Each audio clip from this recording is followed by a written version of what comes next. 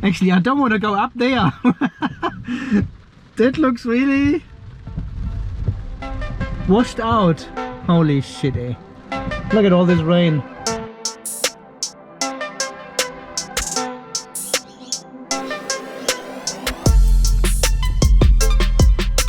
Good morning everyone, welcome back to another video of Unplugged TV Australia. Well, by washing the car yesterday I have increased the rain prediction from 70% to 100%. It's raining.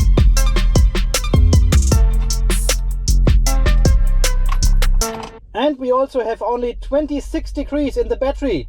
I cannot remember when it was that cold the last time. Of course we've got a regen limit, dotted line at the end, at about 65% state of charge. Well, at least the car was clean for about 16 hours overnight.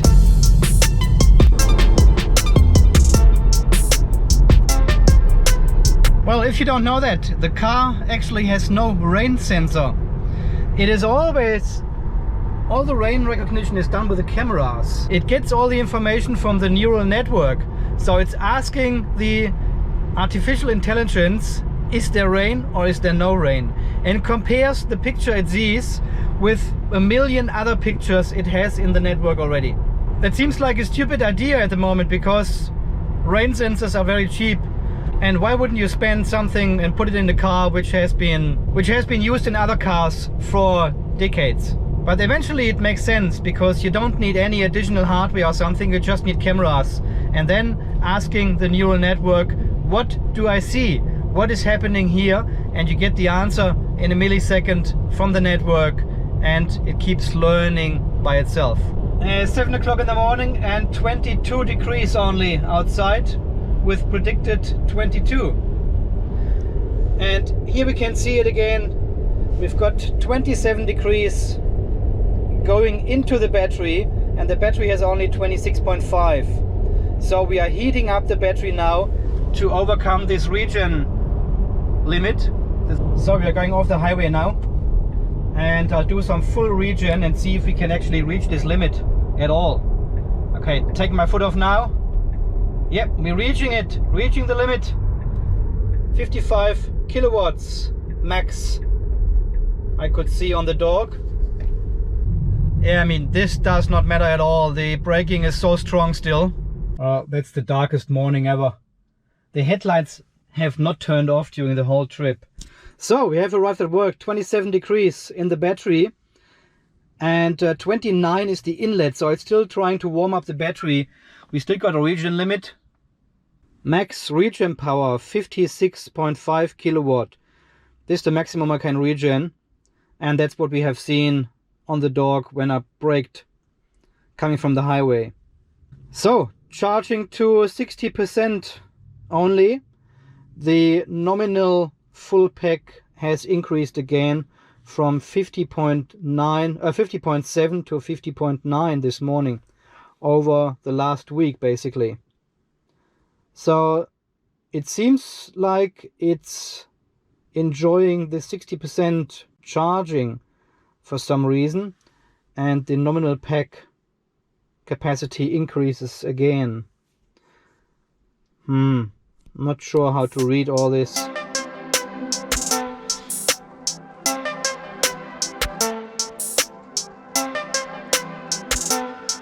Well, I'm so glad I washed the car yesterday.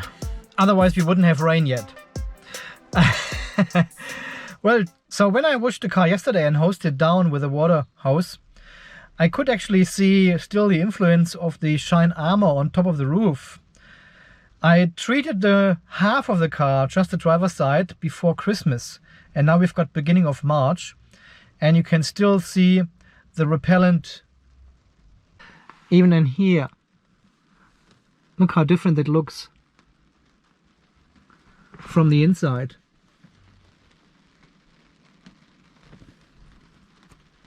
That was half of the car done with shine armor all the way to the back. You can still see the difference. So it lasts quite a long time. I have washed the car like 6 or 7 times since then. Probably not, maybe 5 times. But it still works. Well, it's in the afternoon and guess what? It's still raining. Nice. So, 2 appointments this afternoon, and I'm using this opportunity of having only 21 degrees outside to actually have a look at the battery power and different heating settings, because it seems like everyone is complaining about the heating, that it takes so much energy. But I'm not sure, is it not enough to have the seat warmer on? Is this not enough to keep you warm in winter time? I can't remember actually, it's 11 years ago. So 0.37 is the, hang on, lights off. 0.3 is the standby power of the car. So it's turned on, but lights are off, everything is off. So 260, 300 watts seems to be the power the car uses. So if I turn on my seat heater now, bang. See, this uses only around 100 watts of power, and this is on 3 now, and I know it gets really hot after a while. So don't know exactly why this one would not be sufficient. Okay, I turn this off for a moment. Turn on the aircon, or not the aircon, but just the ventilation on 1. And this is about 300 watts just for the fan. Ah, there might be a little bit of heating. Hang on, put this on low. 300 watts. Yeah, so the fan alone doesn't make any difference. Okay, so this one to 25, and you can see it's ramping up. 1.82 kilowatts. Yeah, around 2.2 sometimes, around 2 kilowatts. Let's see if I can feel. Oh yeah, already warm. It's already warm air coming out. This is on 25. So if we ramp this up to high, 2. Yeah, that's probably the maximum I can get at the moment. 2.3 kilowatts out of the battery at the highest setting. Yep, definitely. Okay, so if we leave this to 21, say, it goes down here, it turns off basically. Yeah, I don't know. Don't know. Is it not enough to have the seat heating on in winter time? Is this not enough? Do you have to have the cabin heater on as well? I mean, apart from defrost stuff, if you have ice, frozen screens, frozen glass, you of course have to have the heater on and the fan accordingly. But apart from that, I cannot remember how cold it was in winter time in a car. Maybe it's not enough. So, and battery temperature is at 28, so it has not cooled down while parking here at 21 degrees. Oh, it's only 20, it gets colder. Alright, let's put the car in drive, and there's no region limit anymore. I think it will still heat up the battery using energy or heat from the rear motor once this one heats up. Alright, so first appointment done, just around the corner from work, and now we are going off to Lowood. This will be a 40-kilometer drive. Thank God I filled up to 60% last night, right? Have enough juice in it for this unplanned appointments in the afternoon. So, turn on autopilot. Driver assist, it's called. Turn on driver seat heater on 1. Done it. Nice. I'm a lot more careful now with letting the car drive itself here in autopilot on these roads and these conditions. You never know if it recognizes like a puddle or something as the line and then veers to the right or something. Like in this corner here, I take the autopilot off and cut the corner as you would do. Yeah, you never know. It usually has no problem with it, even if it's dark, but you never know. Better to be safe, right? See, I let the car drive in autopilot now on 90 kilometers per hour, even if it's 100 here. And you can see all the puddles left and right in the middle of the lane. You can hardly see the line marking. And I'm not really confident because the car is just hooning through the puddles all the time. It doesn't go around it, it goes through it. It doesn't care if there are puddles or water on the road. It just goes straight, following the lane.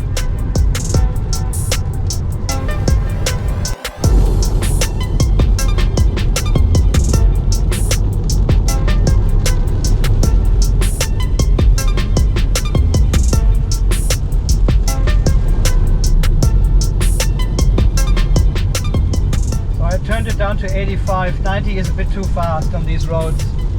There's water left and right, big puddles sometimes, and the car just smashes through here. Doesn't care about water and puddles. Just keeps going.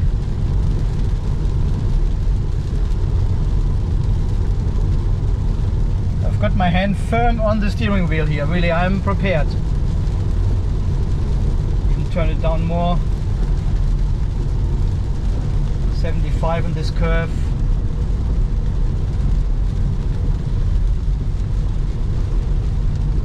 And back up to 85.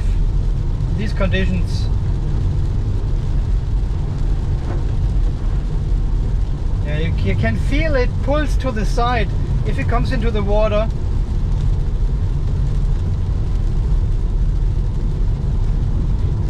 I don't think this is very safe.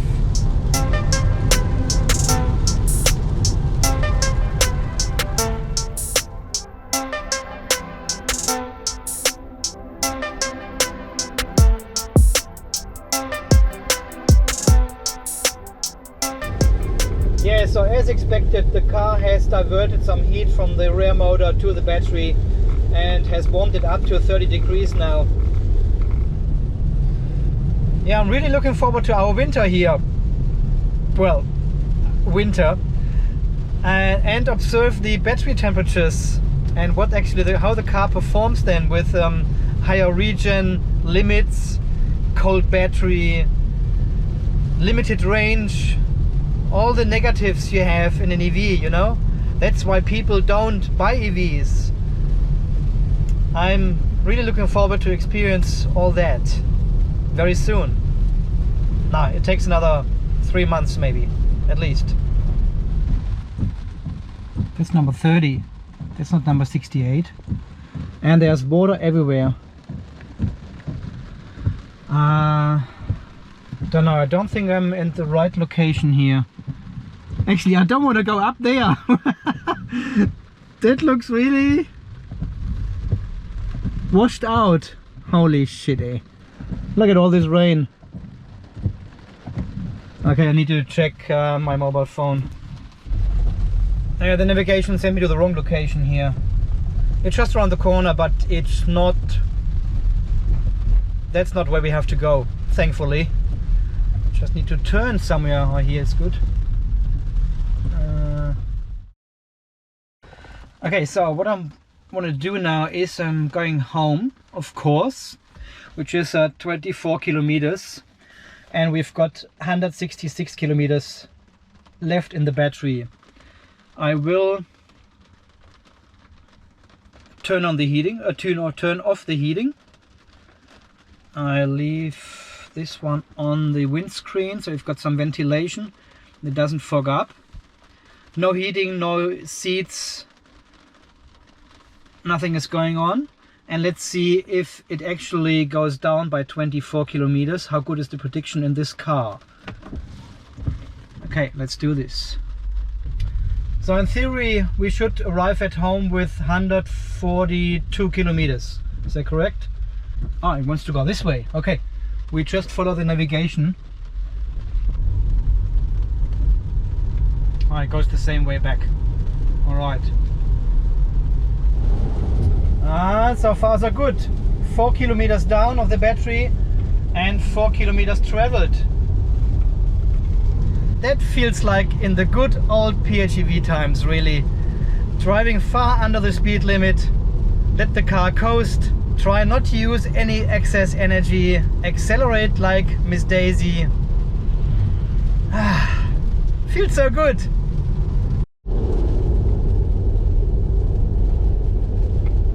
Okay, yep, we are coasting.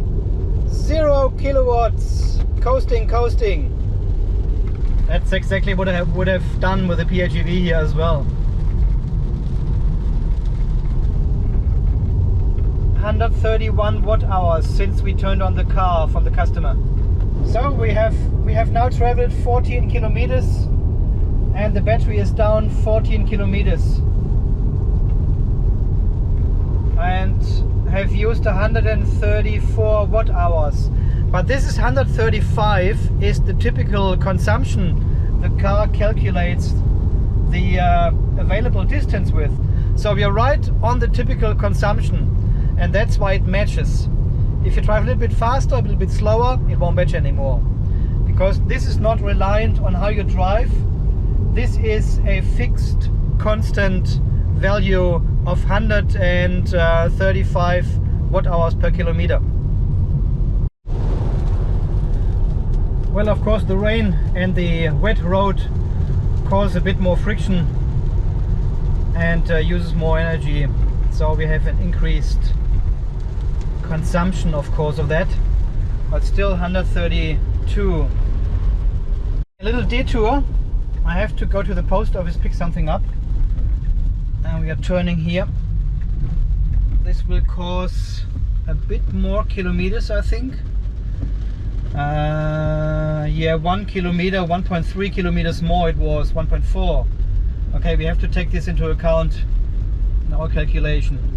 And look at this, 128. Driving only 40.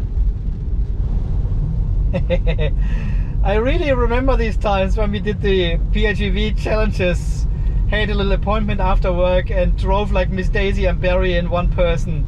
And I let the car coast down here, this little hill from the post office back home, 50 kilometers an hour, no energy usage at all, just to make it without having the engine kicking in. It was just insane. It was insane, really. And now these days I've still got 143 kilometers left in the battery, and I charged only to 60%. And then 2 customers ring, and I have this appointment here. I need to pick up a parcel at the post office as well. So 3 different locations to visit after work. No issue. 80 kilometers traveled so far, all in total together today. Okay, let's focus on the economy here of this car and make it work somehow, so we can get home without using fuel. Another 30 meters. We made it. We made it. The engine did not kick in. I really made it. That's what it was, right? Okay. So we are back home. Yeah, well, 141 kilometers. That's exactly 25 kilometers down. And we had 24 kilometers to drive plus the 1 kilometer detour via the post office. So 25 kilometers driven and 25 kilometers down. Okay, energy consumption 25 kilometers. That's exactly how we drove. And you can see my average consumption was only 125 watt hours per kilometer. But the typical line, that's the solid line at the top, is 135. And potentially we have used turn on dome lights. Thank you. And potentially we have used less energy, but the car doesn't show you. And I think regardless how you drive, if you drive very carefully, if you use more energy, this one counts always 135 watt hours per kilometer, regardless how you drive. But as you can see, we have used only 125, so we have saved energy. There's more in the battery as it shows you actually. And this is a bit weird at the beginning, but once you get your head around it, how this all works, it makes totally sense, right? Yeah, well, we are at 37.7% state of charge and have traveled 82 kilometers all in total. That's all right. So I will plug in now again. We are charging at 9 amps as always. 60%, that's all we need. All right guys, so far this wet weather drive today, that was the first time for me actually to drive home from work in rain, had customer appointments. I'm very excited. I'm very excited. Well guys, if you are excited about this too, head over to patreon.com/unpluggedtv. It's a $5 per month tier and you get everything. You get all the perks on this $5 tier. Behind the scene videos, bonus videos, live chat, WhatsApp group, Q&A, email, support. What else is in there? I've forgotten. I always say and more because I always forget what's all in there.